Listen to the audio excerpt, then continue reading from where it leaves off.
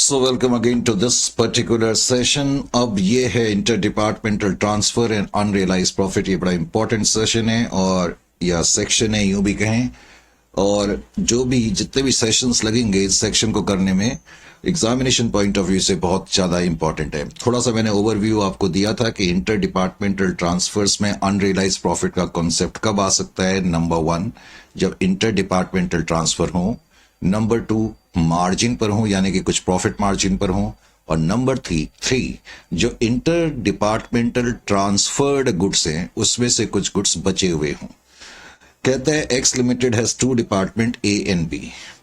From the following particulars prepare the consolidated trading and departmental trading and account. पहले तो कहता है department A और बी का अकाउंट बनाओ और उसके बाद एक कंसोलिडेटेड पीएनएल भी बनाओ। याद है आपको एक क्वेश्चन में हमने कॉमन पीएनएल अकाउंट बनाया था, उसी को कंसोलिडेटेड पीएनएल अकाउंट भी कहते हैं। अब इसमें ओपनिंग स्टॉक दिया है, परचेजेस दिए हैं, सेल्स वेजेस, क्लोजिंग स्टॉक। अब देखो ये जो लाइन लिखी है ना, परचेस्ड गुड्स और फिनिश्ड गुड्स। परचेस्ड गुड्स का मतलब है जैसे डिपार्टमेंट ए और डिपार्टमेंट बी ने कुछ गुड्स खरीदे होंगे। जो गुड्स हमने खरीदे होंगे वो तो कॉस्ट प्राइस पर ही खरीदे होंगे, और परचेस्ड करे हुए गुड्स को हम कभी जब ट्रांसफर भी करेंगे तो कॉस्ट प्राइस पर ही कर सकते हैं, क्योंकि वो गुड्स अभी फिनिश हुए ही नहीं है तो हम सेल्स मार्जिन उसमें चार्ज नहीं कर सकते। तो कुछ गुड्स हमने जो परचेज करे हुए हैं, इसका मतलब जिस अवस्था में हमने उनको खरीदा है उसी अवस्था में वो पड़े हुए हैं, यानी कि रॉ मटेरियल है एक तरीके से। और फिनिश्ड गुड्स का मतलब जो परचेज हमने गुड्स करे उसको अच्छी तरह से हमने फिनिश कर लिया, फाइनल प्रोडक्ट तैयार कर लिया और अब ये गुड्स बनके तैयार हो गए। तो कुछ तो हमारे पास स्टॉक परचेज गुड्स का पड़ा हुआ है, कुछ फिनिश्ड गुड्स का क्लोजिंग स्टॉक पड़ा है। अब कह रहा है परचेज्ड गुड्स ट्रांसफर। देखो परचेज करे हुए गुड्स को जब कोई डिपार्टमेंट दूसरे डिपार्टमेंट को ट्रांसफर करेगा उससे कोई फर्क नहीं पड़ेगा, क्योंकि ये गुड्स हमेशा कॉस्ट प्राइस पर ट्रांसफर हो सकते हैं। तो इसलिए परचेज्ड गुड्स जो बी ने ए को ट्रांसफर करे या ए ने जो बी को ट्रांसफर करे, इससे हमें कोई प्रॉब्लम नहीं होगी।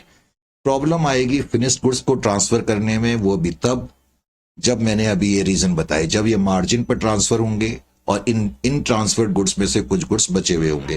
कहता है जो फिनिश्ड गुड्स हैं ए ने बी को ट्रांसफर करें 35,000 के। पहले तो इस पॉइंट को भी जरा समझिए लो, शुरू में इसमें भी प्रॉब्लम आती है। वो कहता है ए ने बी को ट्रांसफर करे फिनिश्ड गुड्स, डिपार्टमेंट ए ने बी को फिनिश्ड गुड्स ट्रांसफर करें और कहता है फिनिश्ड गुड्स जो ट्रांसफर करें वो 35,000 के करें, ए ने बी को करें। और फिर कहता है बी ने भी कुछ गुड्स जो है वो ट्रांसफर करें डिपार्टमेंट ए को। दोनों ही डिपार्टमेंट ने कुछ फिनिश्ड गुड्स एक दूसरे को ट्रांसफर करे हैं। प्रॉब्लम इससे भी उतनी नहीं है। अब वो कहता है return of finished goods by A to B. देखो ए ने बी को कुछ गुड्स ट्रांसफर करे थे और कुछ बी ने ए को ट्रांसफर करे थे। तो बी ने ए को जो फिनिश्ड गुड्स ट्रांसफर करे थे ए को पसंद नहीं आए होंगे, तो ए ने उनमें से कुछ गुड्स को वापस कर दिया। यानी कि जो फिनिश्ड गुड्स का रिटर्न्स है ये तो ट्रांसफर है। ए ने बी को ट्रांसफर करे थे और बी ने ए को ट्रांसफर करे थे। जो गुड्स बी ने ए को ट्रांसफर करे थे उसमें से कहते हैं ए ने बी को ट्रांसफर कर दिए। ए ने बी को कुछ गुड्स रिटर्न कर दिए 10,000 के, यानी कि ये 40,000 के गुड्स बी ने ए को ट्रांसफर करे होंगे और ए ने इसमें से बी को वापस कर दिए। तो हम कह सकते हैं फिनिश्ड गुड्स का नेट ट्रांसफर 30,000 का है। करेक्ट। इसी तरह से कहते हैं बी ने कुछ गुड्स वापस कर दिए 7,000 के। अब ध्यान ये रखें कि बी ने गुड्स रिटर्न तो करे, लेकिन बी गुड्स तब रिटर्न कर सकता है जब ए ने बी को कुछ गुड्स ट्रांसफर करे होंगे। तो ए ने बी को 35,000 के गुड्स ट्रांसफर करे थे, उसमें से बी ने कुछ गुड्स वापस कर दिए। तो इसका मतलब नेट जो ट्रांसफर हुआ है फिनिश्ड गुड्स का, अब मैं कह सकता हूं कि ए ने बी को नेट 28,000 के ट्रांसफर करे हैं और बी ने नेट 30,000 के करे हैं। कभी भी रिटर्न्स का केस हो तो बेटर है कि नेट फिनिश्ड गुड्स के ट्रांसफर का ट्रीटमेंट करा जाए। उसके बाद फिर उसने कैरिस दिया 2,000 वो भी अलग अलग करके। अब इसने लास्ट में एक बड़ी चीज कही, you are informed that purchase goods have been transferred mutually at their respective departmental purchase cost. ये वही चीज उसने कही है जो मैंने आपको पहले कही थी, यानी कि जब एक डिपार्टमेंट दूसरे डिपार्टमेंट को परचेज करे हुए गुड्स ट्रांसफर करता है तो वो कॉस्ट प्राइस पर ही करता है। जब तक प्रॉफिट मार्जिन पे गुड्स ट्रांसफर नहीं होंगे तब तक अनरियलाइज प्रॉफिट का कॉन्सेप्ट आ ही नहीं सकता। अब उसने कहा कि फिनिश्ड गुड्स जो ट्रांसफर करे जाते हैं 25% ओवर डिपार्टमेंटल कॉस्ट करे जाते हैं। अब ये चीज है जो ट्रांसफर ऑफ फिनिश्ड गुड्स होता है, जो ट्रांसफर ऑफ फिनिश्ड गुड्स होता है वो कहते हैं उस पे जो मार्जिन का रेट है या प्रॉफिट, मार्जिन का मतलब प्रॉफिट से ही है, मार्जिन रेट क्या है 25% ऑन कॉस्ट है। 25% ऑन कॉस्ट का भी क्या मतलब हो गया कि कॉस्ट अगर 100 है, क्योंकि रेट कॉस्ट पर है, जिस पर रेट बेस्ड होता है उसको हमेशा कॉस्ट प्राइस मानते हैं, और मार्जिन का मतलब profit is equal to selling price. पहले तो रेट कॉस्ट पे दिया है तो कॉस्ट को 100 मानेंगे, मार्जिन 25 है, सेलिंग प्राइस 125 है। इसका मतलब rate of profit on selling price 125 है या 1/5 है। इसका क्या यूज है ये मैं अभी बताऊंगा, लेकिन आगे उसने क्या कहा, एक तो उसने ये बात कही कि जो भी फिनिश्ड गुड्स डिपार्टमेंट एक दूसरे को ट्रांसफर करते हैं उस पर रेट ऑफ प्रॉफिट 1/5 है सेलिंग प्राइस का। अब उसने कहा 20% of the finished goods at each department represents finished goods received from the other department. इस लाइन का क्या मतलब है, वो कहता है कि जो भी क्लोजिंग स्टॉक पड़ा हुआ है डिपार्टमेंट के पास, जैसे डिपार्टमेंट ए और बी के पास जो क्लोजिंग स्टॉक पड़ा हुआ है, जैसे डिपार्टमेंट ए के पास क्लोजिंग स्टॉक कितना पड़ा हुआ है फिनिश्ड गुड्स का 24,000 का, करेक्ट। वो कहता है डिपार्टमेंट ए के पास क्लोजिंग स्टॉक फिनिश्ड गुड्स का 24,000 का पड़ा हुआ है और डिपार्टमेंट बी के पास कितने का पड़ा है 14,000 का पड़ा हुआ है। अब ये जो लाइन है, इस लाइन का क्या मतलब है, दोबारा से इस लाइन को पढ़े। वो कहता है 20% of the finished goods closing, यानी कि जो भी क्लोजिंग स्टॉक पड़ा है फिनिश्ड गुड्स का, उसका जो 20% है, पहले मैं इसका 20% निकाल लूं फिर मैं आगे की लाइन बताऊं। ए के पास क्लोजिंग स्टॉक 24,000 है, इसका 20% आ जाएगा 4,800। बी के पास 14,000 का क्लोजिंग स्टॉक पड़ा है, इसके पास कितना आ जाएगा 2,800 का आ जाएगा। अब वो कहता है डिपार्टमेंट ए और बी के पास जो भी क्लोजिंग स्टॉक पड़ा हुआ है उस क्लोजिंग स्टॉक के अंदर 20% गुड्स वो वाले हैं जो इंटर डिपार्टमेंटल ट्रांसफर गुड्स हैं। इंटर डिपार्टमेंटल ट्रांसफर गुड्स यानी कि ये 20% गुड्स जो है ये वो वाले गुड्स हैं जो दूसरे डिपार्टमेंट ने इनको बेचे थे। जैसे डिपार्टमेंट बी ने ए को कुछ गुड्स बेचे होंगे तो बी के क्लोजिंग स्टॉक में उसमें से 4,800 के गुड्स इंक्लूड है। इसी तरह बी के पास जो 14,000 का क्लोजिंग स्टॉक है इसमें 2,800 के वो वाले गुड्स है जो ए ने ट्रांसफर करे होंगे। एक्चुअली ये गुड्स किसने ट्रांसफर करे होंगे, बी ने ट्रांसफर करे। ये गुड्स किसने ट्रांसफर करे होंगे 2,800 के ए ने, क्योंकि ए ने बी को बेचा होगा और उन बेचे हुए गुड्स में से 2,800 के गुड्स बी के पास पड़े हैं। तो अब जो मैं उस वक्त तुम्हें बता रहा था, लास्ट बात में मुझे अनरियलाइज प्रॉफिट कंप्यूट करना पड़ेगा। तो अनरियलाइज प्रॉफिट की वर्किंग कंप्यूट करने के लिए मुझे ये करना पड़ेगा, वर्किंग्स। तो दोनों का क्लोजिंग स्टॉक कितना है, क्लोजिंग स्टॉक के अंदर कितना प्रपोर्शन वो वाले गुड्स है जो दूसरे डिपार्टमेंट ने ट्रांसफर करे। अब हम अनरियलाइज प्रॉफिट कंप्यूट कर सकते हैं। हमें मालूम है अनरियलाइज प्रॉफिट, प्रॉफिट का रेट हमने निकाल लिया था 1/5 ऑन सेल है। तो बी ने ए को कुछ गुड्स ट्रांसफर करे होंगे, उनमें से 4,800 के गुड्स ए के पास अभी भी पड़े हैं। तो इस 4,800 के अंदर जो प्रॉफिट मार्जिन है 4,800 डिवाइडेड बाई 5, 960 रुपए। वैसे ये 960 रुपए जो कहलाया जाएगा अनरियलाइज प्रॉफिट ऑफ बी कहलाया जाएगा। ये बी का अनरियलाइज प्रॉफिट है क्योंकि ये गुड्स बी ने बेचे थे। इसी तरह बी के पास जो 2,800 के गुड्स पड़े हुए हैं ये ए ने बेचे थे। इसके अंदर जो प्रॉफिट मार्जिन होगा 2,800 डिवाइडेड बाई 5, 560, इसको हम बोलेंगे अनरियलाइज प्रॉफिट ऑफ ए। ये अनरियलाइज प्रॉफिट माना जाएगा ए का, ये अनरियलाइज प्रॉफिट माना जाएगा बी का। तो इस तरीके से अनरियलाइज प्रॉफिट कंप्यूट करा जाता है। बात समझ में आई। अब इसको हम सॉल्व कर सकते हैं। सॉल्व क्या, सॉल्व 90% तो मैंने कर ही दिया है और ये जो मैंने वर्किंग करी है वो मैं बाद में उसकी जरूरत पड़ेगी। तो क्वेश्चन नंबर है आपका 3.1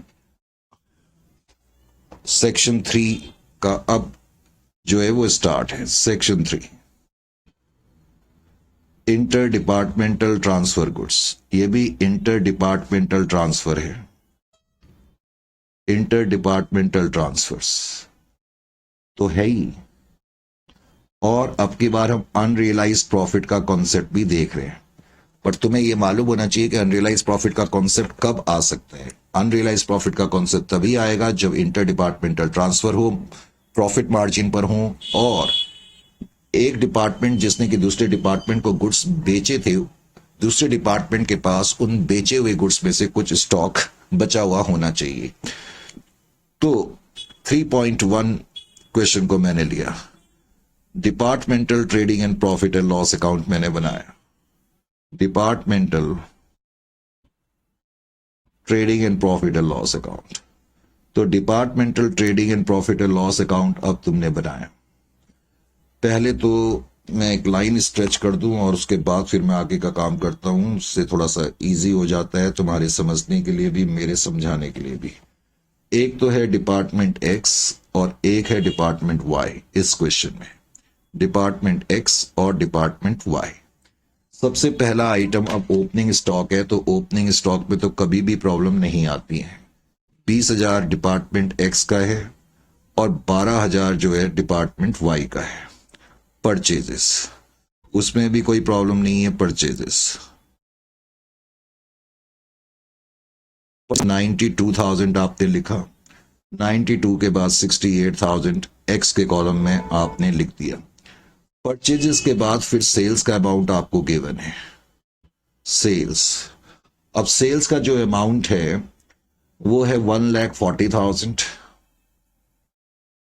1,40,000 के बाद है 1,12,000, ये भी आपने लिख दिया। उसके बाद फिर वेजेस आपको दी हैं, वेजेस में तो कोई प्रॉब्लम ही नहीं है क्योंकि वो एलोकेट करके दी हुई हैं। 12,000 की वेजेस इस डिपार्टमेंट की हैं और 8,000 की वेजेस इस डिपार्टमेंट की हैं। फिर क्लोजिंग स्टॉक हमें दिया हुआ है, क्लोजिंग स्टॉक।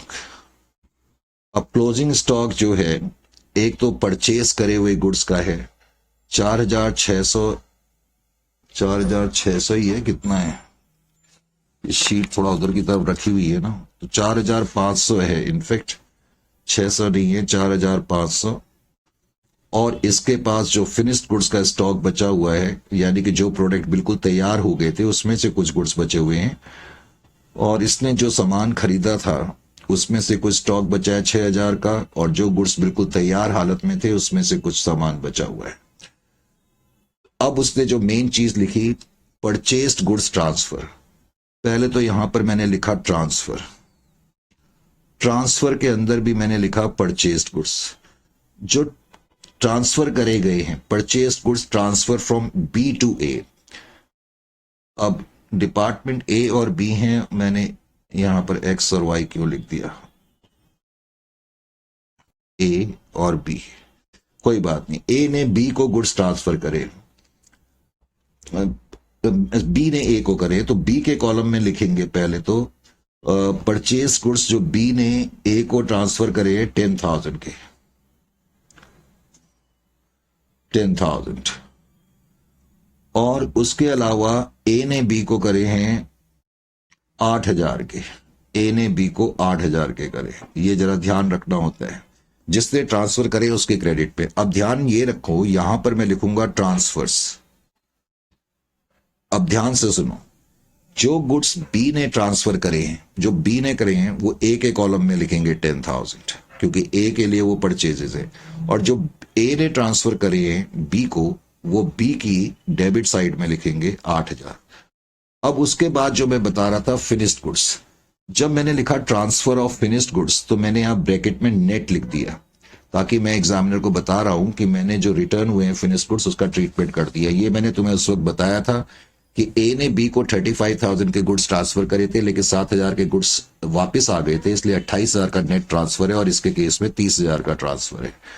तो 28,000 के नेट फिनिश्ड गुड्स ए ने बी को ट्रांसफर करे और इसने 30,000 के करे, ये तुमने यहां पर लिख दिया। और यहां पर तुम ट्रांसफर के नीचे लिखोगे फिनिश्ड गुड्स। अब जो ट्रांसफर ए ने करा है वो तो बी के कॉलम में लिखोगे ना, इसका मतलब ए ने बी को करे है तो बी रिसीव कर रहा है, और बी ने जो ट्रांसफर करे वो ए रिसीव कर रहा है, तो ए की डेबिट साइड पे लिखेंगे 30,000। पहला काम तो तुमने ये कर लिया। उसके बाद फिनिश गुड्स के बाद रिटर्न दिया हुआ है वो हमने ऑलरेडी कर लिया। अब एक ही आइटम बच गया, कैरेज। कैरेज भी मैंने लिख दिया। कैरेज भी अलग अलग करके दिया हुआ है तो उसमें भी कोई प्रॉब्लम नहीं है,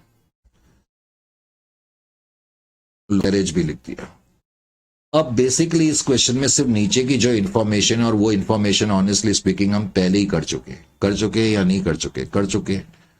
एनीवे, पहले तो मैं क्या कर सकता हूं, ग्रॉस प्रॉफिट तो कंप्यूट कर ही सकता हूं। ग्रॉस प्रॉफिट जब तुम कंप्यूट करोगे तो ग्रॉस प्रॉफिट कैरी डाउन, ये आ जाएगा आपका 38,500। ग्रॉस प्रॉफिट 38,500, इसका ग्रॉस प्रॉफिट आ जाएगा 46,000। नॉर्मली हम ग्रॉस प्रॉफिट को ब्रॉड डाउन करते हैं, अभी भी करेंगे। ग्रॉस प्रॉफिट 38,500 और 46,000, ये हमने करा, करेक्ट। उसके बाद हम नॉर्मली यहां पर एक्सपेंसेस लिखते हैं जो इनडायरेक्ट नेचर के होते हैं, लेकिन अनफॉर्चुनेटली या फॉर्चुनेटली इस क्वेश्चन में कोई एक्सपेंस नहीं है। तो लॉजिकली इस वक्त मेरा जो नेट प्रॉफिट है वो इतना ही है, जो ग्रॉस प्रॉफिट है वही नेट प्रॉफिट है, 38,500 और 1000। अब ये करने के बाद मैं क्या करूंगा, एक कंसोलिडेटेड पीएनएल, इसके कई नाम है, इसको combined profit and loss account भी बोल सकते हो। देखो, इसको कंसोलिडेटेड पीएनएल भी कह सकते हैं, जो कि क्वेश्चन ने कहा है। इसको general profit and loss account भी कहा जाता है, combined profit and loss account या कॉमन पीएनएल अकाउंट भी कह सकते हो। अब मुझे ये बनाना है, ये बनाने के लिए मुझे नीचे दी हुई इंफॉर्मेशन को पढ़ना पड़ेगा। सबसे पहले तो खैर मैं ये नेट प्रॉफिट ब्रॉड डाउन करूंगा। Net profit brought down, department A है उसका नेट प्रॉफिट 38,500 है, जो डिपार्टमेंट बी है उसका नेट प्रॉफिट 46,000 है, 84,500 टोटल नेट प्रॉफिट पहले तो तुमने यहां पर लिख लिया। अब जो मैं तुम्हें बता रहा था, हमें मालूम है ये जो क्लोजिंग स्टॉक है इन दोनों डिपार्टमेंट का, खासतौर से फिनिश्ड गुड्स का, क्लोजिंग स्टॉक के अंदर कुछ गुड्स ऐसे हैं जो दूसरे डिपार्टमेंट ने ट्रांसफर करे हैं, जिसकी वजह से प्रॉफिट ज्यादा हो जा रहा है। तो उस प्रॉफिट को कम करने के लिए हम यहां पर लिखेंगे अनरियलाइज्ड प्रॉफिट। तो अनरियलाइज्ड प्रॉफिट, एक तो कुछ तो अनरियलाइज्ड प्रॉफिट डिपार्टमेंट ए का, कुछ बी का, वो कितना है ये मैंने तुम्हें वर्किंग में यहां ये बताने की कोशिश करी थी, करेक्ट। ये मैंने वर्किंग में बताने की कोशिश करी थी। इसके लिए पहले आपको रेट अच्छी तरह आनी चाहिए। पहले तो रेट अच्छी तरह निकाले। Cost price plus margin is this. Rate cost पे दिया है, कॉस्ट को 100, मार्जिन को 25, तो 125 सेलिंग प्राइस। फिर तुम सेलिंग प्राइस पर रेट कन्वर्ट कर लो। अब उसने ये नीचे बोला था कि दोनों डिपार्टमेंट के पास जो क्लोजिंग स्टॉक पड़ा हुआ है उसके अंदर 20% वो वाला स्टॉक है जो दूसरे डिपार्टमेंट ने ट्रांसफर करा है। ए के पास क्लोजिंग स्टॉक इतना है, इसका 20% 4,800 ये वो वाला स्टॉक है, या उन गुड्स में से बचा हुआ स्टॉक है जो बी ने ट्रांसफर करे होंगे। तो इसका फिर प्रॉफिट मार्जिन 1/5 हमने निकाला 960 एंड सो ऑन, इसका 560 निकाला। मैंने कहा ये जो अनरियलाइज प्रॉफिट है वो बी का माना जाएगा। वैसे ऐसे अलग अलग करके दिखाने की जरूरत नहीं है। और जो बी का अनरियलाइज प्रॉफिट निकला है दरअसल ये ए का है, क्योंकि ये गुड्स ए ने ट्रांसफर करे थे। तो 560 का जो प्रॉफिट है वो यहां पर निकाला जाएगा। उसके बाद फिर मैं लिखूंगा बैलेंस कैरिड डाउन। जो भी इसमें अब बैलेंस आ जाएगा वो बैलेंस आपका आंसर हो जाएगा। 84,500 माइनस 560 माइनस 960, तो ये प्रॉपर प्रॉफिट है 82,980।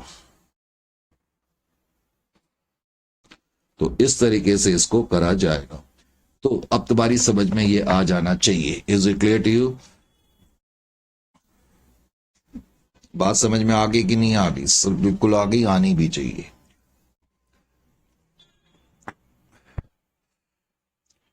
तो ये चीज करने के बाद अब 3.2 को भी देखें।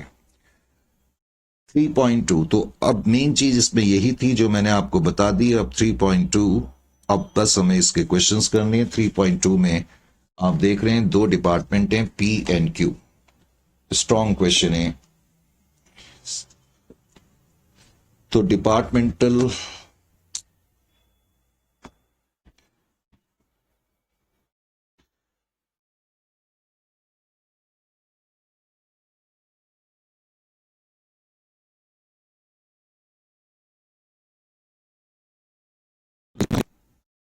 तो इस क्वेश्चन में, और ये इंटरेस्टिंग क्वेश्चन है, पहले तो departmental trading in profit and loss account, departmental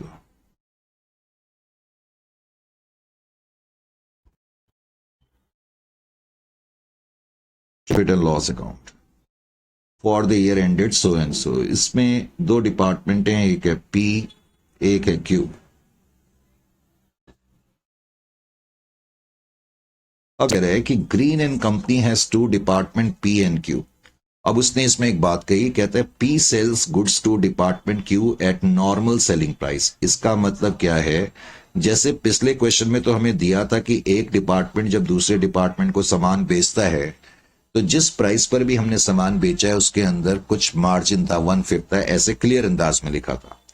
अब की बार हम प्रॉफिट तो चार्ज करते हैं क्योंकि लिखा है हम नॉर्मल सेलिंग प्राइस पर बेचते हैं, यानी कि जो हम नॉर्मली अपने कस्टमर को जिस पर सामान बेचते हैं उसी प्राइस पर हम दूसरे डिपार्टमेंट को क्यू, बल्कि उसने लिखा है जो डिपार्टमेंट पी है वो डिपार्टमेंट क्यू को गुड्स ट्रांसफर करता है, लेकिन नॉर्मल सेलिंग प्राइस पर करता है। लेकिन अभी मुझे एग्जैक्टली ये नहीं पता लग रहा है इससे कि उसके अंदर प्रॉफिट मार्जिन कितना है।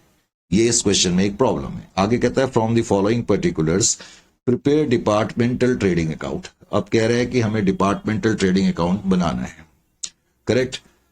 तो from the following particular prepare departmental trading and profit and loss account for the year ended 31 मार्च 2021। तो ये जो दो डिपार्टमेंट हैं इसमें तुम्हें दिया हुआ है ओपनिंग स्टॉक 1 लाख और नील परचेजेस इतना, गुड्स फ्रॉम डिपार्टमेंट पी। कह रहा है क्यू के पास जो ये गुड्स आए हैं पी ने ट्रांसफर करे हैं, नो डाउट अबाउट डेट। वैसे भी क्वेश्चन में लिखा है कि पी ही ट्रांसफर करता है।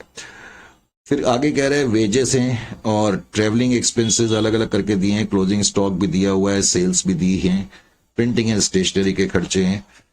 फिर उसने बताया कि following expenses have been incurred for both the departments but not yet apportioned. Salary का खर्चा भी अपोर्शन करना है, एडवर्टाइजिंग का करना है, जनरल एक्सपेंसेस का करना है। अब उसने यहां पर एक बात लिखी कि depreciation at the rate of 25% on machinery having a value of 48,000 to be apportion in the ratio of 1:3। अब सबसे पहले तो उसने कहा मशीनरी से रिलेटेड, उसने कहा कि कुछ जनरल एक्सपेंसेस हैं, करेक्ट। उसने कहा कि कुछ जनरल एक्सपेंसेस हैं और जो जनरल एक्सपेंसेस हैं 25% ऑन मशीनरी है हैविंग ए वैल्यू ऑफ 45,000। तो इसका मतलब डेप्रिसिएशन का पहले तो खर्चा कितना है, डेप्रिसिएशन का खर्चा 25% ऑफ 48,000, पहले तो ये खर्चा हो जाएगा कि नहीं हो जाएगा, 24 का आधा 12,000, तो 12,000 रुपए का ये खर्चा हो गया। अब वो कह रहा है कि इस खर्चे को डिपार्टमेंट पी में और क्यू में हमने बांटना है, और हम जो इस खर्चे को बांटेंगे 1/4 और 3/4 1:3 के रेशियो में बांटेंगे। इसका मतलब 12,000 का जो खर्चा है 3,000 इसमें चला जाएगा और 9,000 का खर्चा डिपार्टमेंट क्यू में चला जाएगा, जहां तक डेप्रिसिएशन का सवाल है। फिर आगे इसी लाइन में उसने कहा advertisement expense to be apportioned on the basis of turnover. अब जो एडवर्टाइजमेंट का खर्चा है, एडवर्टाइजमेंट का खर्चा 90,000 है। अब वो कहता है इस खर्चे को जो है टर्नओवर के हिसाब से हमने डिवाइड करना है, on the basis of turnover. On the basis of turnover का क्या मतलब है, on the basis of turnover का क्या मतलब हो गया, on the basis of turnover का मतलब सेल्स के हिसाब से हमने करना है। अब इस क्वेश्चन में जो तुम्हारे पास सेल्स मौजूद हैं 23 लाख की है और 15 लाख की, 3 लाख की हैं और 15 लाख की सेल्स है। तो 3:15 के रेशियो में तुम इसको डिवाइड करोगे, यानी कि एडवर्टाइजमेंट एक्सपेंसेस 90,000 जो होंगे उसमें से 23/38 डिपार्टमेंट पी में जाएगा और 15/38 जो है वो इस डिपार्टमेंट में चला जाएगा। ये आ जाएगा 54,474 और ये आ जाएगा 35,526। इस तरीके से तुम इन खर्चों को पहले तो डिवाइड कर दोगे, एडवर्टाइजमेंट को, डेप्रिसिएशन को। फिर आगे उसने ये भी लिखा है कि जो सैलरीज है उसको 2:1 के हिसाब से करना है, यानी कि जो सैलरीज का खर्चा आएगा, सैलरीज का पहले तो खर्चा है कितना, ये देखो, सैलरीज का खर्चा 270 है। अब जो 2,70,000 का खर्चा है सैलरीज का, उसमें से डिपार्टमेंट पी में जाए और क्यू में कितना जाएगा, उसने नीचे इंफॉर्मेशन लिखी कि 2:1 के रेशियो में जाएगा। तो 2/3 डिपार्टमेंट इसमें आएगा, 1/3 इसमें आएगा। इसका मतलब 90,000 का खर्चा यहाँ आ जाएगा और 1,80,000 का खर्चा सैलरी का यहाँ पर आ जाएगा, डिपार्टमेंट पी में आ जाएगा। उसके बाद जनरल एक्सपेंसेस के बारे में कह रहा है 3:1 के रेशियो में करना है। तो जनरल एक्सपेंसेस तुम्हें दिए हुए हैं, जनरल एक्सपेंसेस तुम्हें 8 लाख के हैं, लेकिन उसके बारे में बकायदा लिखा है कि इसको 3:1 के रेशियो में डिपार्टमेंट पी में और क्यू में हमने बांटना है। 3/4, 1/4, 1/4 आ जाएगा 2 लाख और ये आ जाएगा 6 लाख। तो इस तरह से नीचे जो खर्चे दिए थे, डेप्रिसिएशन, सैलरी और जनरल एक्सपेंसेस को हम डिवाइड करेंगे। यहां तक भी क्वेश्चन में कोई प्रॉब्लम नहीं है। तो फिर इस क्वेश्चन में बेसिकली प्रॉब्लम क्या है, वो अभी जब तुम क्वेश्चन करोगे तो तुम्हें अपने आप पता लग जाएगा कि क्या प्रॉब्लम है। पहले तो इसमें एकदम से पता नहीं लगेगा। अब देखो यहां पर क्या प्रॉब्लम है। इसको समझने के लिए पहले तो मैंने फटाफट इस इंफॉर्मेशन को पोस्ट करना शुरू करा। अब इंफॉर्मेशन को पोस्ट करेंगे तो ओपनिंग स्टॉक का जो बैलेंस है, ओपनिंग स्टॉक तुम्हें लिखा हुआ है पी का 1 लाख है और क्यू के पास कोई ओपनिंग स्टॉक नहीं है। परचेजेस तुम्हें दी है। अब परचेजेस का जहां तक सवाल है 23 लाख है। ये तो पी की खुद की परचेजेस हैं और कुछ डिपार्टमेंट क्यू की परचेजेस हैं 2 लाख। फिर गुड्स फ्रॉम डिपार्टमेंट पी का मतलब है कि डिपार्टमेंट पी ने ट्रांसफर करे हैं। तो ट्रांसफर्स पी ने ट्रांसफर करे 7 लाख के, तो पी की तो क्रेडिट साइड में आएंगे और क्यू ने इसको रिसीव करा होगा, तो ट्रांसफर्स जो है क्यू की डेबिट में आ जाएंगे। क्यू की डेबिट में हमने 7 लाख रुपए लिख दिए। फिर क्वेश्चन में वेजेस दी हुई हैं और वेजेस जो कहता है वो 1 लाख और 1,60,000 की है। 1 लाख और 1,60,000 की वेजेस भी तुमने यहां पर लिख दी।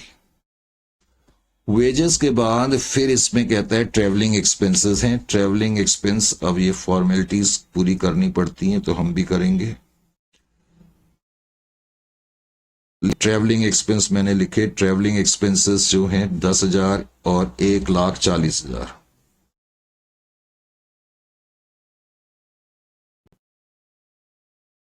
उस स्टॉक उसने अब जाकर के हमें दिया है कि closing stock at cost to each department. At cost to each department का क्या मतलब है, जैसे कि मैं डिपार्टमेंट पी हूं, मैंने कुछ सामान खरीदा, अब जिसने मुझे बेचा होगा हो सकता है उसने कुछ प्रॉफिट भी चार्ज करा हो, पर मेरे लिए तो वो कॉस्ट ही होगा ना, ये कहने का मतलब है। इसी तरीके से जो क्यू है, उस जिस एट कॉस्ट का मतलब है जिस प्राइस पर हमने खरीदा। फिर तुम्हें सेल्स दी हुई है, तो सेल्स जो है इस डिपार्टमेंट की 23 लाख की है और इसकी 15 लाख की है। ये सेल्स का अमाउंट आ गया। फिर प्रिंटिंग एंड स्टेशनरी भी दिया हुआ है। प्रिंटिंग एंड स्टेशनरी P&S मैंने शॉर्ट में लिख दिया 20,000 and 16,000। अब एक तो सैलरी का खर्चा हमने वर्किंग नोट में निकाल ही लिया कि 2:1 के हिसाब से सैलरी को डिवाइड करा जाएगा, जो भी आपका वर्किंग स्टेप है। सैलरी का खर्चा 2:1 के रेशियो में कितना था, 1,80,000 और 90, 180 और 90।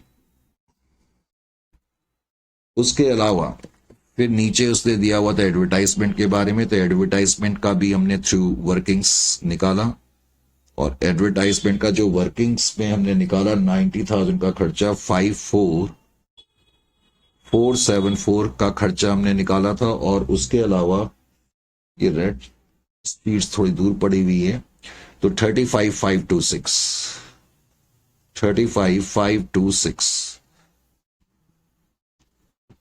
उसके बाद फिर अगला जो आइटम तुम्हें दिया हुआ है जनरल एक्सपेंसेस। जनरल एक्सपेंसेस हमने निकाले 6 और 2 के। General expenses 6 lakhs and 2 lakhs आ गए। उसके बाद उसने लिखा सैलरी एडवर्टाइज, फिर डेप्रिसिएशन का खर्चा। डेप्रिसिएशन का खर्चा 48,000 की मशीनरी, 25% का खर्चा 12,000, तो 3,000 इसका, 9,000 इसका। ये भी हमने वर्किंग नोट में निकाला था। ठीक है, नीचे के सारे खर्चे हमने निकाल लिए। अब यहां तक करने के बाद मैं ग्रॉस प्रॉफिट तो कंप्यूट कर ही सकता हूं, और ग्रॉस प्रॉफिट 10 लाख और 6,20,000 आपका आ जाएगा। तो ग्रॉस प्रॉफिट 10 लाख का आएगा, इसका 6,20,000 का आएगा, इसका ग्रॉस प्रॉफिट जो है 10 लाख 6,20,000, ये ग्रॉस प्रॉफिट आ गया। ग्रॉस प्रॉफिट के बाद आप नेट प्रॉफिट भी निकाल सकते हो, क्योंकि अल्टीमेटली अब मुझे उसके बाद अनरियलाइज प्रॉफिट का कॉन्सेप्ट निकालना है। अब जब नेट प्रॉफिट आप निकालोगे तो नेट प्रॉफिट आपका आएगा इस केस में 132,526 और इसका आएगा 129,474। नेट प्रॉफिट भी आ गया। अब इसमें आपको बनाना है कंसोलिडेटेड पीएनएल। वो क्यों? वो हमेशा तब बनाना पड़ेगा, एक तो जब भी क्वेश्चन में अनरियलाइज प्रॉफिट का कॉन्सेप्ट होगा। लेकिन अब प्रॉब्लम यह है कि इस क्वेश्चन को पढ़ के एकदम से पता नहीं लगता कि इसमें अनरियलाइज प्रॉफिट का कॉन्सेप्ट है या नहीं है। General profit and loss account, पहले तो इसमें लिखेंगे नेट प्रॉफिट। जो डिपार्टमेंट पी है उसका तो नेट प्रॉफिट 132,526 है। जो डिपार्टमेंट क्यू है उसका है 129,474। अब मुझे ये देखना है कि अनरियलाइज प्रॉफिट, ये मैं कैसे देखूंगा? देखो यहां पर ये बड़ा इंपॉर्टेंट पॉइंट है। ये हमारी वर्किंग शीट्स हैं, तो वर्किंग शीट्स में आप ध्यान से देखें अनरियलाइज प्रॉफिट का इसमें क्या कॉन्सेप्ट है, और हमें कैसे पता लगेगा अनरियलाइज प्रॉफिट का कॉन्सेप्ट है। क्वेश्चन में इशारा यह है कि जो डिपार्टमेंट पी है वो डिपार्टमेंट क्यू को सामान बेचता है। क्वेश्चन में ये लिखा हुआ था, शुरू में कहां चला गया? क्वेश्चन की शीट अगर मैं अपने सामने रखूं तो उसमें ये लिखा हुआ है कि P sells goods to department Q at normal selling price. अब ध्यान से अगर आप देखेंगे तो पी ने गुड्स ट्रांसफर जो करे हैं 7 लाख के गुड्स ट्रांसफर करे। पी ने 7 लाख के गुड्स ट्रांसफर करे क्यू को। पी ने जो गुड्स ट्रांसफर करे हैं क्यू को, वो 7 लाख के गुड्स ट्रांसफर करे, ये तो हमें पता लग गया। और उसने कहा कि हम नॉर्मल सेलिंग प्राइस पर करते हैं। पहले तो ये नॉर्मल सेलिंग प्राइस का क्या मतलब है? नॉर्मल सेलिंग प्राइस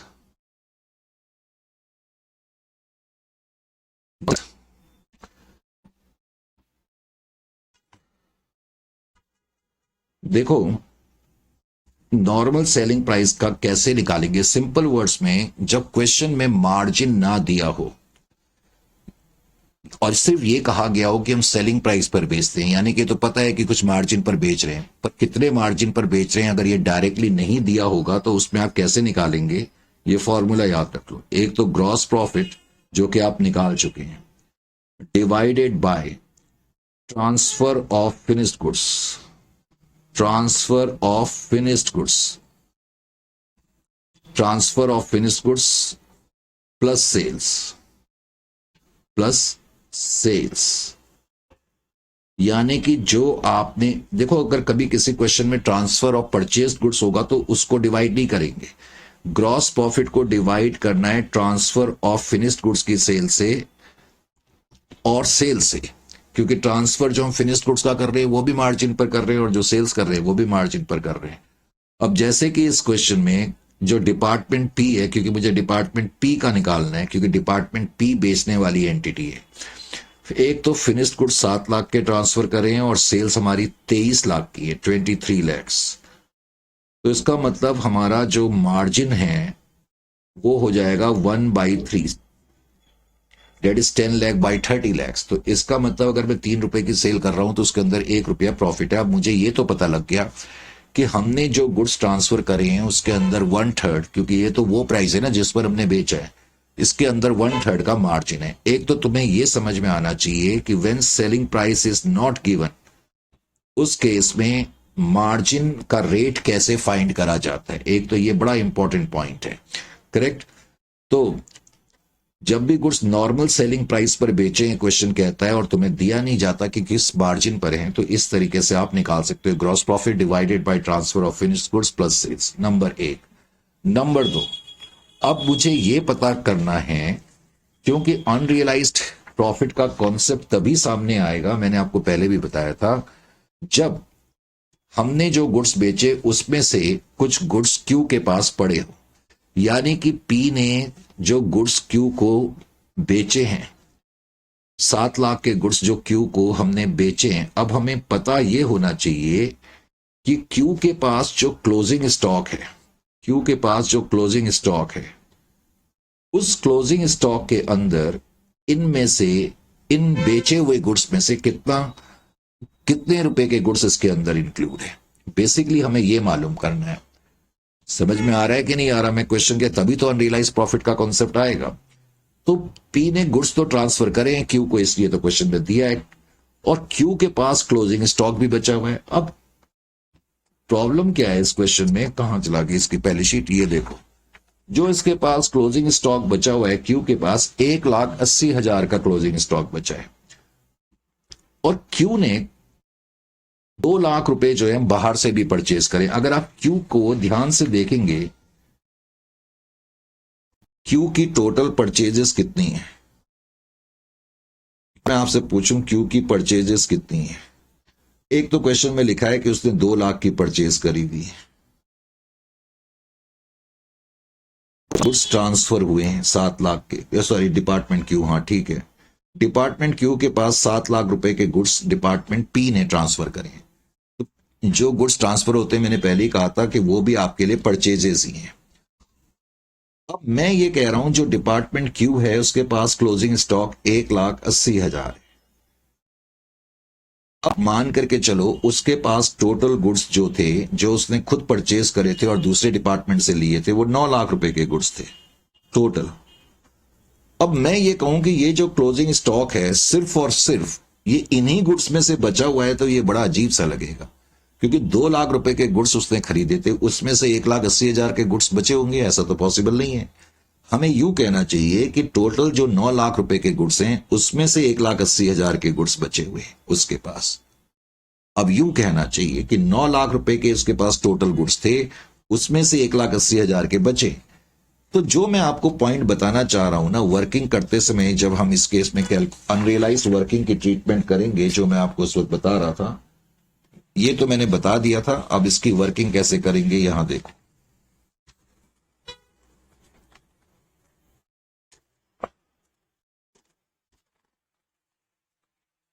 चलो मैं आपको प्रेजेंटेशन का तरीके से वर्किंग करा देता हूं। तो working for unrealised profit,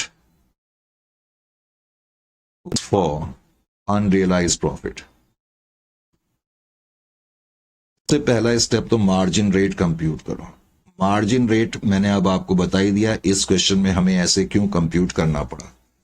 correct, 10 lakh रुपए का ग्रॉस प्रॉफिट है, मैंने बताया था, और एक तो उसकी जो नॉर्मल सेल्स है 23 लाख की, वो हमने उस डिनोमिनेटर में लिखी, और प्लस जो उसने गुड्स ट्रांसफर करे थे 7 लाख के, transfer of finished goods he consider करे जाते हैं, तो 1/3 प्रॉफिट मार्जिन रेट मुझे पता लग गया।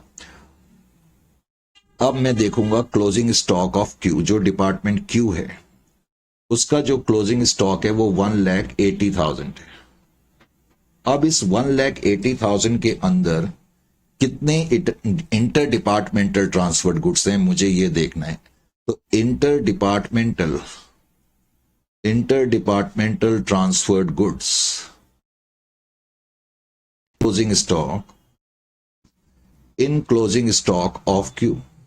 तो क्लोजिंग स्टॉक ऑफ क्यू जो है उसका क्लोजिंग स्टॉक तो 1,80,000 है, लेकिन उसके अंदर कितने ऐसे गुड्स हैं जो डिपार्टमेंट पी ने उसके ट्रांसफर करे थे। अब ये कैसे पता लगेगा? अब ये जो मैं आपको उस वक्त बता रहा था कि उसके पास 9 लाख रुपए के टोटल गुड्स हैं। अगर 9 लाख रुपए के आपके पास टोटल गुड्स बचे, टोटल गुड्स आपके पास हैं, और उसमें से 1,80,000 रुपए का क्लोजिंग स्टॉक बचा है, यानी कि अगर 9 लाख पे 1,80,000 का स्टॉक बचा है, तो 7 लाख पे कितने का क्लोजिंग स्टॉक बचता? तो हम ये मान करके चलेंगे कि जो आपके पास 1,80,000 रुपए का स्टॉक बचा हुआ है, करेक्ट, तो उस 7 लाख का कितना प्रपोर्शन है? या आप ऐसे देख लो कि 9 लाख में 7 लाख रुपए के गुड्स तो ऐसे हैं जो आपने ट्रांसफर करे, करेक्ट, और वो फ्रैक्शन 180 में अप्लाई कर दो, या सीधा इस तरीके से कंप्यूट कर लो। अब मैं इस तरीके से कंप्यूट करूंगा, यानी कि टोटल 9 लाख पे 180 का क्लोजिंग स्टॉक है, तो जो 7 लाख रुपए का मैंने सामान आपको भेजा है, तो उसके हिसाब से आपके पास क्लोजिंग स्टॉक कितना बचता? 1,80,000 डिवाइडेड बाई 900 इंटू 700, ये आ रहा है 1,40,000। मजेदार बात ये है, पॉइंट्स में नहीं आ रहा। इसका मतलब क्या हो गया? जो 1,80,000 का स्टॉक आपके पास पड़ा है, उसमें से 1,40,000 रुपए का वो वाला स्टॉक माना जाएगा जो डिपार्टमेंट पी ने आपको ट्रांसफर करा है। अब इस पे आप अनरियलाइज प्रॉफिट कंप्यूट करेंगे, तो अनरियलाइज प्रॉफिट हो जाएगा 1/3 ऑफ 1,40,000, ये पॉइंट्स में आ जाएगा। तो 1,40,000 का 1/3 कितना हो जाएगा?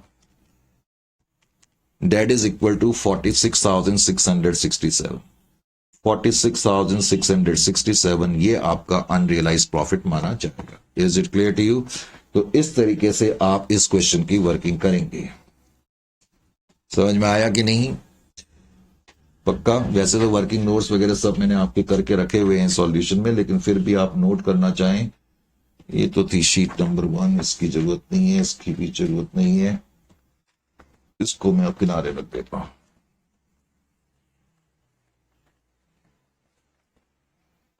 तो ये था इस क्वेश्चन में मेन, बाकी तो क्या है इसमें, कुछ नहीं है। तो जो अनरियलाइज प्रॉफिट है, वो अनरियलाइज प्रॉफिट माना जाएगा पी का। जो अनरियलाइज प्रॉफिट है वो पी का माना जाएगा। तो अनरियलाइज प्रॉफिट ऑफ पी का अनरियलाइज प्रॉफिट माना जाएगा। कितना निकला था अनरियलाइज प्रॉफिट, ये मैं ही भूल गया। अनरियलाइज प्रॉफिट जो पी का निकला था, कहां चलेगी वो, 46,000 समथिंग कुछ निकला था, इजंट इट? 46,667। 46,667। तो अब ये बैलेंस कैरी डाउन आपका नेट प्रॉफिट बता रहा है 115,333। तो ये इंटरेस्टिंग क्वेश्चन था। समझ में आया कि नहीं आया इस क्वेश्चन में? तो थोड़ा सा टफ भी कह सकते हैं इसको। तो क्वेश्चन नंबर 3.1 को तो हमने कर ही लिया था, 3.2 भी हमने अब कर लिया है, और 3.3 को अब देखते हैं। 3.3 में वो क्या कहता है? कहता है Leno Limited manufacturing and electronic component operates with department X and Y. और कहता है लेनो लिमिटेड मैन्युफैक्चर कर रही है इलेक्ट्रॉनिक कंपोनेंट और ऑपरेट कर रही है दो डिपार्टमेंट एक्स एंड वाई में। उसने कहा ट्रांसफर्स जो होते हैं दोनों के बीच में, वो परचेस्ड गुड्स के भी होते हैं और मैन्युफैक्चर्ड गुड्स। मैन्युफैक्चर्ड गुड्स का मतलब फिनिश्ड गुड्स ही है, यानी कि दोनों डिपार्टमेंट जो है एक दूसरे को परचेस्ड गुड्स यानी कि रॉ मटेरियल भी करते हैं, और कंप्लीटेड गुड्स यानी कि मैन्युफैक्चर्ड गुड्स या फिनिश्ड गुड्स भी ट्रांसफर करते हैं। Goods purchased are transferred at cost. ये लाइन नहीं भी लिखी होगी तो तुम्हें मालूम होना चाहिए कि जो परचेज करे हुए गुड्स हैं वो हमेशा ही, परचेज करे हुए गुड्स हमेशा ही कॉस्ट प्राइस पर ट्रांसफर होते हैं, ये आपको मालूम होना चाहिए। And manufacturing goods are transferred only at selling price. और उसने इस क्वेश्चन में भी कहा कि जो मैन्युफैक्चरिंग गुड्स हैं वो सेलिंग प्राइस पर होते हैं, यानी कि इस क्वेश्चन में भी तुम्हें मार्जिन रेट क्लियर अंदाज में नहीं दिया हुआ है। ओपनिंग स्टॉक है दोनों के पास, सेल्स हैं 190 135 की, फिर सेल्स के बाद वेजेस दी हुई हैं, परचेजेस है, क्लोजिंग स्टॉक कह रहा है परचेज गुड्स और मैन्युफैक्चर्ड गुड्स का है।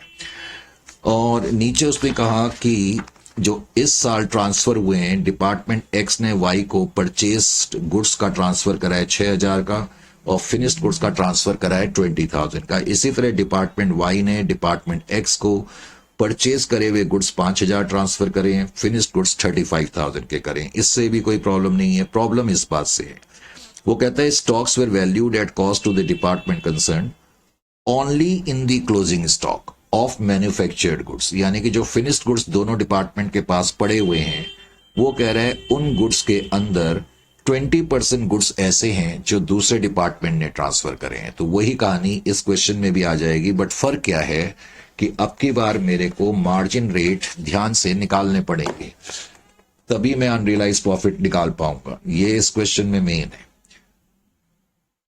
तो 3.1 तो हमने कर लिया था, ये दोबारा से 3.1 कहां से आ गया? लगता है दूसरी शीट में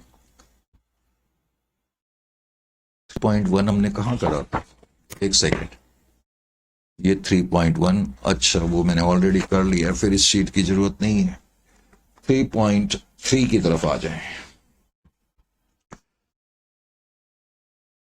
तो 3.3 में वो क्या कहते हैं? पहले तो इसमें भी डिपार्टमेंटल ट्रेडिंग बनाना पड़ेगा। Departmental trading and profit and loss account, ये तुमने बनाया। डिपार्टमेंट एक्स और वाई तुम लिखोगे इसमें भी, डिपार्टमेंट एक्स डिपार्टमेंट वाई। तो ये मैंने बनाया। उसके बाद कंबाइंड प्रॉफिट एंड लॉस भी बनाना पड़ेगा। तो एक तो है डिपार्टमेंट एक्स, एक है डिपार्टमेंट वाई। जो शुरुआती इंफॉर्मेशन है उससे कोई प्रॉब्लम नहीं है। एक तो कहता है कि जो ओपनिंग स्टॉक है 20,000 का, तो लिखो पहले तो ओपनिंग स्टॉक 20 और 15। ओपनिंग स्टॉक को लिखने के बाद फिर उसने क्या बताया, कहता है सेल्स का अमाउंट है, तो सेल्स का अमाउंट डिपार्टमेंट एक्स और डिपार्टमेंट वाई का आप लिख लें 190, और उसके बाद लिखे 1,35,000। यह आपने सेल्स का अमाउंट लिख दिया। सेल्स के बाद फिर आप लिखेंगे यहां पर उसने वेजेस दी हुई हैं, तो वेजेस, चलो थोड़ा सा मैंने नीचे की तरफ लिख दी वेजेस का अमाउंट जो है वो 1,80,000 है, अलग अलग करके दिया है। अच्छी बात ये है। वेजेस के बाद फिर परचेजेस हैं, तो मैंने परचेजेस लिखी। कोशिश करनी चाहिए ओपनिंग स्टॉक के बाद परचेजेस ही लिखा जाए। परचेजेस का अमाउंट जो है वो 1 लाख है और 80,000 है। ये बड़ी प्रॉब्लम है, 1 लाख और 80,000। वेजेस का अमाउंट एक्चुअली 12,500 है, 7,500 है। वेजेस का अमाउंट इतना है। ओपनिंग स्टॉक हो गया, सेल्स हो गई, वेजेस हो गई, परचेजेस हो गई, क्लोजिंग स्टॉक उसने हमें अब दिया है। तो क्लोजिंग स्टॉक, अब क्लोजिंग स्टॉक जो दिया है, एक तो परचेज करे हुए गुड्स का दिया है। परचेज करे हुए गुड्स का क्लोजिंग स्टॉक 2,000 है और 7,000 है। फिनिश्ड गुड्स या मैन्युफैक्चर्ड गुड्स जो भी लिखना है लिख सकते हो। और इस डिपार्टमेंट का है 5,000 और 8,000, ये भी तुमने लिख दिया। उसके बाद नीचे उसने लिखा कि जो गुड्स ट्रांसफर हुए हैं इस साल from department X to department Y, तो एक्स ने कुछ गुड्स ट्रांसफर करे हैं पहले, तो उसके बारे में इंफॉर्मेशन दी। उसने कहा डिपार्टमेंट एक्स ने परचेज करे हुए गुड्स 6,000 के और फिनिश्ड गुड्स 20,000 के ट्रांसफर करें। पहले तो ये तुमने क्रेडिट में लिख दिया। फिर उसके बाद अगले पॉइंट में उसने कहा कि डिपार्टमेंट वाई ने ट्रांसफर करे हैं परचेज करे हुए गुड्स 5,000 के, और उसने कहा 35,000 के गुड्स हमने ट्रांसफर करे हैं डिपार्टमेंट वाई को। अब एक और चीज को ध्यान में रखें कि जो तुमने डिपार्टमेंट एक्स ने ट्रांसफर करे हैं, अब ट्रांसफर्स को यहां पर भी लिखना पड़ता है। तो जो डिपार्टमेंट एक्स ने करे हैं वो वाई ने रिसीव करे होंगे, इसलिए वाई की डेबिट में लिखेंगे 6,000 और फिनिश्ड गुड्स 20,000। और जो वाई ने ट्रांसफर करें वो एक्स के पास आए होंगे, इसलिए एक्स के डेबिट में लिखेंगे 5,000 और 35,000। मैंने कहा यहां तक तो कोई प्रॉब्लम होती नहीं है। अब ये जो हमारे पास निकला है ये हमारा ग्रॉस प्रॉफिट भी निकला है और ये हमारा नेट प्रॉफिट भी है, क्योंकि क्वेश्चन में कोई एक्सपेंसेस इनडायरेक्ट नेचर के अलग से दिए नहीं है। जब इनडायरेक्ट नेचर के खर्चे अलग से नहीं दिए होंगे तो वही हमारा ग्रॉस प्रॉफिट नेट प्रॉफिट हो जाएगा 52,500 का और 59,500 का। मेरे पास नेट प्रॉफिट तो आ चुका है। बाद में मैं common profit and loss account या कंसोलिडेटेड या जनरल पीएनएल अकाउंट बनाऊंगा और उसमें मैं लिखूंगा by net profit department x 52,500 और डिपार्टमेंट वाई 59,500। ये लिखने के बाद फिर मुझे अब मेन चीज निकालनी है अनरियलाइज प्रॉफिट। अब प्रॉब्लम यह क्या है, मैंने कहा कि अनरियलाइज प्रॉफिट सबसे पहला स्टेप तो मार्जिन रेट की जरूरत पड़ेगी। तो मार्जिन रेट पहले मैंने निकाले हैं। मार्जिन रेट भी जो निकालेंगे अब की बार, मार्जिन रेट निकालने के लिए पहले तो करना क्या पड़ता है, ग्रॉस प्रॉफिट को न्यूमरेटर में रखना पड़ता है। डिनोमिनेटर में आप लिखेंगे सेल्स, एक तो जो आप नॉर्मली गुड्स सेल करते हैं, और plus transfer of finished goods. Transfer of finished goods चाहो तो आप परसेंटेज में भी मार्जिन रेट कंप्यूट कर सकते हो। फॉर एग्जांपल अगर मैं डिपार्टमेंट एक्स का मार्जिन रेट कंप्यूट करना चाहूं तो कितना निकलेगा, 52,500 ग्रॉस प्रॉफिट है। तो 52,500 इसकी जो सेल है 1,90,000 की है, 1,90,000, और इसने जो फिनिश्ड गुड्स ट्रांसफर करे हैं वो 20,000 के। और अगर मैं परसेंटेज में अप्लाई करूं तो ये रेट निकल जाएगा, debt is equal to 52,500 divided by 2,10,000 in 200। तो ये 25% आ रहा है। बिकॉज ये 25% आ रहा है और नीचे मैंने एक तरह से सेल्स लिखी है, तो ये रेट 25% ऑन सेल्स माना जाएगा। ये तो है डिपार्टमेंट एक्स का रेट, यानी कि डिपार्टमेंट एक्स जब वाई को गुड्स बेचता है तो इस रेट पर बेचेगा। अब मैं डिपार्टमेंट वाई का निकालूंगा। डिपार्टमेंट वाई का मार्जिन रेट कैसे निकालेंगे, डिपार्टमेंट वाई का जो मार्जिन रेट निकालेंगे वो हम इस तरीके से निकालेंगे। यहां ध्यान दें, इनका पहले तो ग्रॉस प्रॉफिट देखें, 59,500 का ग्रॉस प्रॉफिट है। अब इनकी सेल्स को ध्यान से देखें, आउटसाइड सेल 1,35,000 की आउटसाइड सेल है। टफ क्वेश्चन है लेकिन घबराना, मैंने कहा ना एक बार कॉन्सेप्ट, बच्चों को कॉन्सेप्ट, इसलिए वो इस टॉपिक से क्वेश्चन आता है छोड़ देते हैं, देखने में ये आता है, तो ये नहीं करना है। और फिनिश्ड गुड्स है 35, तो 59,500 डिवाइडेड बाई 1,70,000 इन 200। इसकी भी आप परसेंटेज निकाल लो, अगर परसेंटेज निकालनी है तो, जरूरी नहीं है, नहीं तो फ्रैक्शन निकाल लो। डिवाइडेड बाई 1,70,000 इंटू दिस, तो 35% इसका रेट आ गया, 35% ऑन सेल्स। यानी कि इस क्वेश्चन में अब मैं कह सकता हूं, दोनों जो हमने एक पहले क्वेश्चन करा था उसमें यह था कि दोनों गुड्स जब एक दूसरे को बेच रहे थे तो प्रॉफिट मार्जिन रेट सेम था।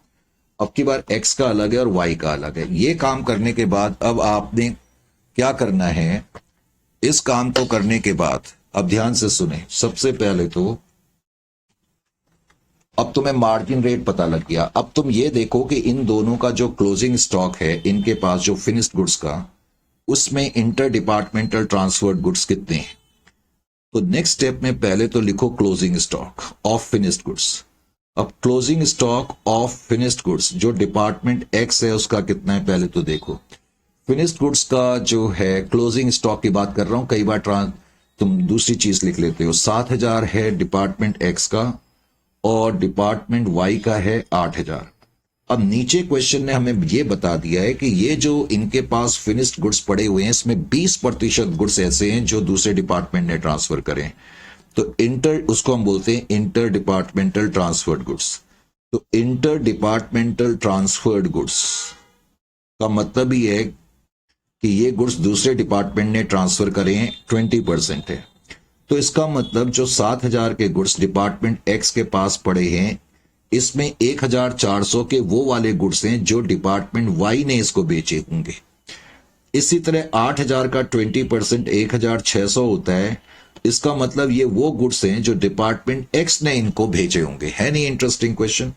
अब यहां पर जब मैं अनरियलाइज्ड प्रॉफिट अप्लाई करूंगा तो यहां पर आपको और भी अलर्ट रहना है, क्योंकि मैंने तुमसे कहा ना कि ये अनरियलाइज्ड प्रॉफिट किसका माना जाएगा। ये मैं शुरू से ऐसे हवा में इसलिए नहीं कह रहा था कि तुम उसको सुनो और इग्नोर कर दो, क्योंकि मुझे मालूम है उसकी जरूरत यहां पड़नी थी।